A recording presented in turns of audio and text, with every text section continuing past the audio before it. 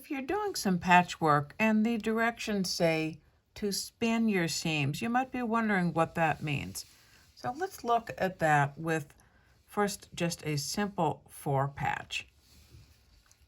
Typically, you want to press the seams to one side. In this case, both of the seam allowances have been pressed to the darker fabric, so they won't tend to shadow through as much. So here are two different identical units that I've stitched together, and now I'm going to stitch them like so to make a 4-patch. So you'd stitch them right sides together and do a 1/4 inch seam.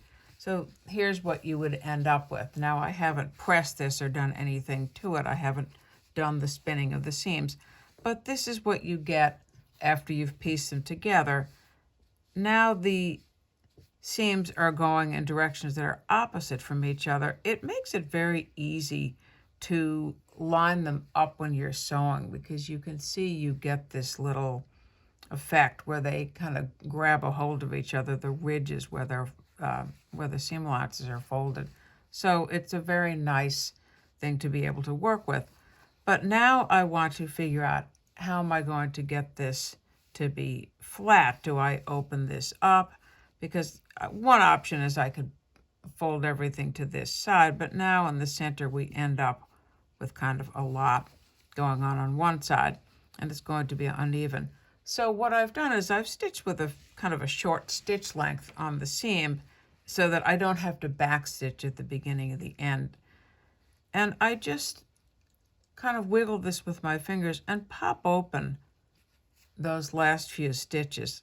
You don't even have to use a seam ripper in most cases. And so we're just going to pop them. If they don't want to come out, you can just carefully take a seam ripper to them.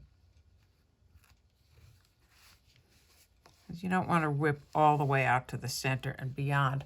So now you see what I have is I've got this little kind of a swirly thing where all of these are going around. They're spinning around the center. And now I can have two seam allowances together going in this direction, so it's going to be smooth, and in the center it just lies in a flat manner. And so then I could take this to the iron. You can see how that's going to lie down very neatly, and what a good, crisp, accurate center I have because of how everything fits together like a little tongue and groove. Now, you can do this with something more than just a 4-patch. Here's something where I've got a lot of different these are 1-inch squares. And if you want to, you can, as you go along, you can spin the seams on all the different rows. And you can see this would make a really nice, smooth patch. You could make a pincushion out of that, or a little bag, whatever you're going to be making.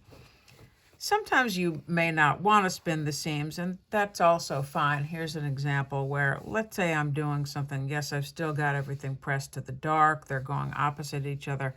I can have these lined up nicely. But in this case, maybe I have a larger piece this is connecting to, and I want to have what's called the ditch. I might want to stitch in the ditch here. So it's fine to do that. You don't always want to spin the seams, but you'll just see it's going to create a different look. Sometimes I want more of this little ditch going all the way across, and other times I'm going to want just the spinning in the center. This is what it looks like if you didn't spin the seams, where you can have them just pressed. Everything is just pressed open, so some are pressed to the side and some are pressed open.